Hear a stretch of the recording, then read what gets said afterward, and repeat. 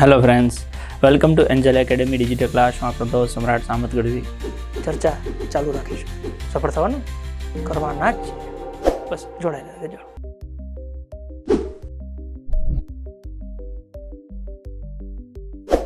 વચ્ચે 2022 વાળી પરીક્ષા આપી હતી, પણ એમાં 6 માર્ક્સ માટે રહી ગયો હતો. એટલે એ વખતે એવી શું ભૂલો ધ્યાનમાં આવી હતી કે કદાચ તમારે નહોતી કરવાની, અથવા તો એવું કંઈ ખબર પડી હતી કેમ નાપાસ થયા હતા એના કારણો? ઘર બેઠા તૈયારી કરતા હતા, જ્યારે મન પડે ત્યારે મોબાઈલ જોવાનું અને વાતું કરવાની, બહાર જતું રહેવાનું ફ્રેન્ડ સાથે, એવું બધું કર્યું હતું. એન્જલમાં આવવાનો વિચાર તો નહોતો મારો કે તૈયારી કરવી તો સારી જગ્યા જાય. મેં કીધું સારી જગ્યા છે પણ ખર્ચો થશે. પહેલી વાર કંઈક આપણેથી કંઈ થયું નહીં. મેં કીધું કંટ્રોલ કરવાવાળો જોઈ માણસ એકાદો તો જ કંટ્રોલમાં આવશે, આપણે બાકી કંટ્રોલ નહીં આવે.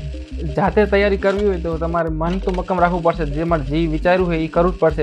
આડવરા મન નહીં લઈ જવાનું કે મોબાઈલ જોવું હોય, ગેમ રમવી છે, બહાર દોસ્ત સાથે ફરવા જવું છે. એવું કરશો તો મારી જેમ રહી જશો પહેલી વાર. નમસ્કાર વિદ્યાર્થી મિત્રો, ખૂબ સારી રીતે તૈયારી કરી રહ્યા છો. તમારી એ તૈયારીને થોડોક ધક્કો મારવા માટે અત્યારે આ વિડીયો તમારી સમક્ષ મૂકીએ છીએ. આપણી સાથે એક એવા વ્યક્તિત્વને અહીંયા તમારી સાથે શેર કરીએ છીએ. આમ જોવા જાવ તો પોલીસ કોન્સ્ટેબલ કે પીએસઆઈ એ આમ ડિસિપ્લિનવાળી પોસ્ટ કહેવાય. તમે ફિલ્ડમાં હોવ ને ડિસિપ્લિનમાં હોવ એ તો બરાબર છે, પણ ફિલ્ડમાં નથી છતાંય ડિસિપ્લિનમાં છો. એકદમ શાંત સ્વભાવ, સરળ વ્યક્તિત્વ, કોઈ પણ જાતની માથાકૂટ વગર જેટલું કયો એનાથી વધારે તૈયાર કરી શકે એવા એક વ્યક્તિ કે જે આ પોલીસ કોન્સ્ટેબલની પરીક્ષામાં પાસ થયા છે. તો આજે તમારી સાથે આપણે યાશિષભાઈ કણઝારિયાને તમારી તાળીઓ સાથે રજૂ કરીએ છીએ. સ્વાગત છે યાશિષ. Thank you sir.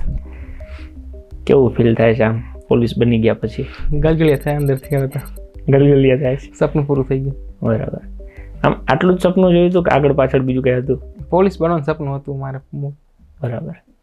તમારું પોતાનું વ્યક્તિગત એવું ટાર્ગેટ હતું કે ઘરમાંથી કોઈએ સજેસ્ટ કરેલું?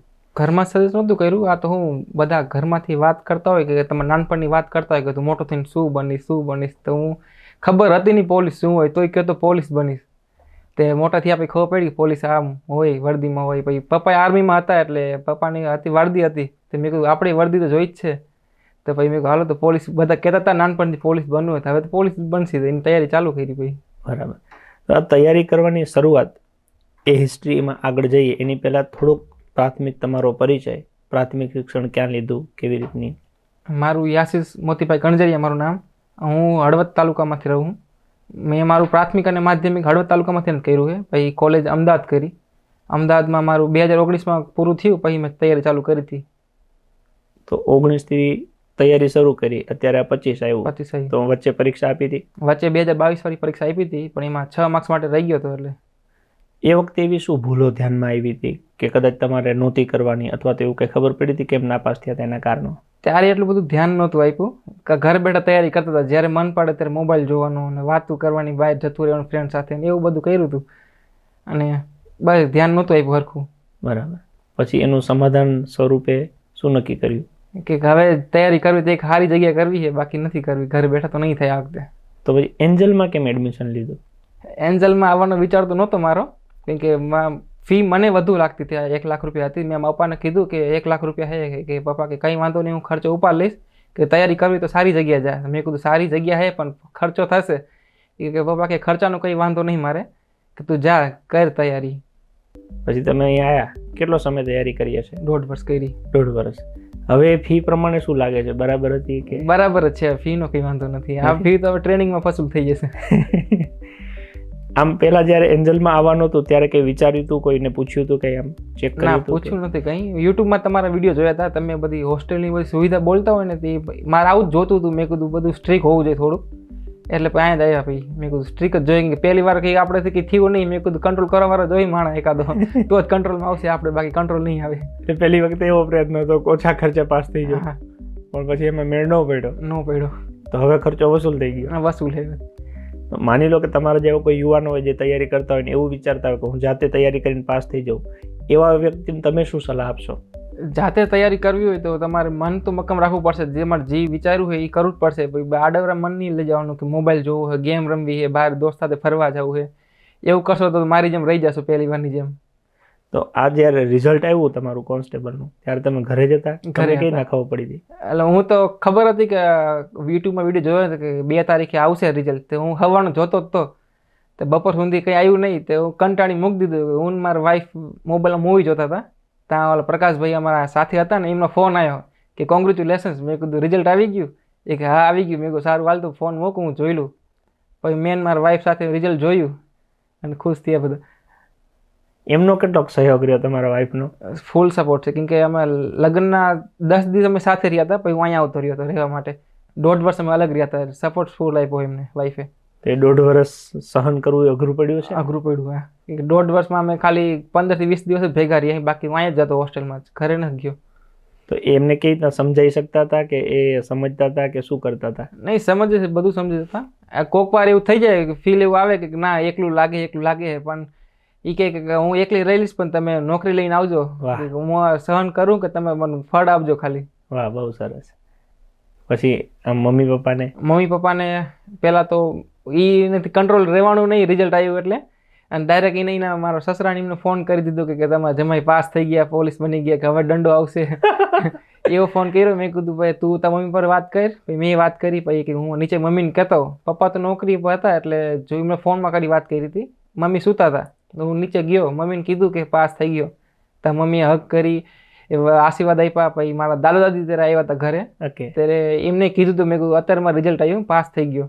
ત્યાં દાદા દાદીએ પાસે બેસાડ્યો, આશીર્વાદ આપ્યા અને કીધું કે આ સલાહ આપી કે કોઈનું ખોટું કરવું નહીં, કે પોલીસ લાગી ગયા એટલે અભિમાન નહીં કરવાનું, એવું બધું સલાહ દેવા માંડ્યા. વાહ, બહુ સરસ. હવે અત્યારે આમ મજા આવે ને? હવે રિલેક્સ થઈ ગયા એકદમ. આમ તૈયારી શરૂ કરી એની પહેલા મોબાઈલનો કેટલો અટેચમેન્ટ હતું? ફૂલ અટેચમેન્ટ. કેટલા આપણે 10 કલાક તો રોજ જોવાનું. ઓહો. કેમ કે આપણે હું અગાઉથી વાઈફાઈ 5G હતું તે મૂવી વેબ સિરીઝ ડાઉન કરીને રાખી દેવાની, જોવાનું આખો દી જોવાનું, કંઈ કામ હોય નહીં એટલે. તો અહીંયા જ્યારે આવ્યા ત્યારે અઘરું લાગ્યું હતું કે આમ? હા, થોડાક દી લાગ્યું, કેમ કે મોબાઈલ હાવ એડવાન્સ થતો નહોતો એટલે. એને કેવી રીતના આમ પછી તમે કન્વર્ટ કર્યું?